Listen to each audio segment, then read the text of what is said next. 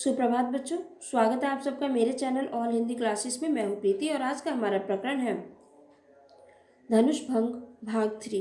Video शुरू करने से पहले मैं आप सबसे कहना चाहती हूं कि यदि आप मेरे चैनल पर नए हैं तो मेरे चैनल को सब्सक्राइब करें, वीडियो पसंद आने पर लाइक करें और अपने दोस्तों के साथ शेयर करें। तो चलिए शुरू करते हैं आज का हमारा प्रकरण धनुष भंग भाग 3।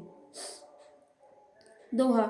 मंत्र परम लघु जासु बस, विधि हरिहर सुर सर्व, महामत गजराज कहूँ बसकर अंकुश खर्व। इसके शब्दार्थ देख लेते हैं। लघु छोटा, बस वशीभूत, विधि ब्रह्मा, हरि विष्णु, हर शंकर, सूर्य देवता, अंकुश अंकुश, खर्व छोटा। इसकी व्याख्या देख लेते हैं। मंत्र परम लघु जासु बस, विधि हरिहर सुर सर्व। गोस्वामी तुलसीदास जी कहते हैं कि धनुष भंग के समय जब सीता जी की माता श्री राम को छोटा समझकर धनुष तोड़ने में असमर्थ मानकर अपनी सखी से अपनी शंका प्रकट करती हैं, तब उनकी सखी विभिन्न उदाहरणों के द्वारा उनको समझाती हुई कहती है कि जिस मंत्र के वश में ब्रह्मा विष्णु महेश आदि सभी रहने को बेवश हैं, वह मंत्र भी अत्यधिक छोटा होता है। महामति गजराज कहूँ बसकर अंकुश खर्व। और अत्यधिक विशाल और मदमत्त हाथी को भी महावत एक छोटे से अंकुश के माध्यम से वश में कर लेता है। इन पंक्तियों में छंद दोहा है, शैली प्रबंधात्मक है, शब्द शक्ति अविधा और लक्षणा है, अलंकार अनुप्रास है, भाषा अवधि है, गुण प्रसाद है, रस भक्ति रस है। अब हम आगे की पंक्तियां देख लेते हैं जिनमें चौपाई छंद है। काम कुसुम धनुषायक लीने, सकल भुवन अपने बस कीने, देवी तज्य संसौ अस जानी, भंजब धनुष राम सुनुरानी, सखी बचन सुन भय परतीति, मिटा विषाद बड़ी अति प्रीति, तब राम ही विलोक वह देहि, सभय हृदय बिनवत जहि तेहि, मन ही मन मनाव अकुलानी, हो प्रसन्न महेश भवानी, करऊ सफल आपन से विकाई, कर हेतु हरऊ चाप गरु आई, गणनायक वरदायक देवा, आजु लगे कौन की निहु तु सेवा, बार बार बिनती सुनि मोरी, करहु चाप गुरता अति थोरी। इसके शब्दार्थ देख लेते हैं।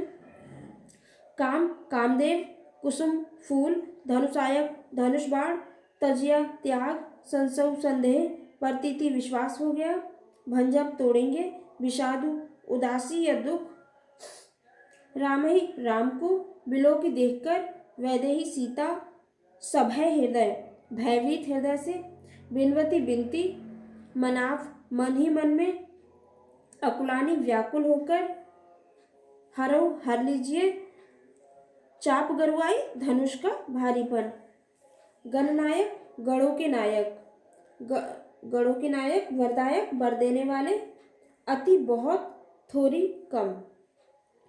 अब इसकी व्याख्या देख लेते हैं। काम कुसुम धनुषायक लीने, सकल भुवन अपने बस कीने।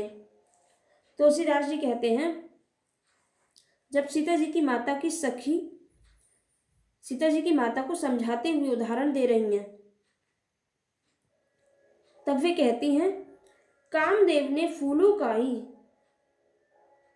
धनुष बाण लेकर समस्त लोगों को अपने वश में कर रखा है।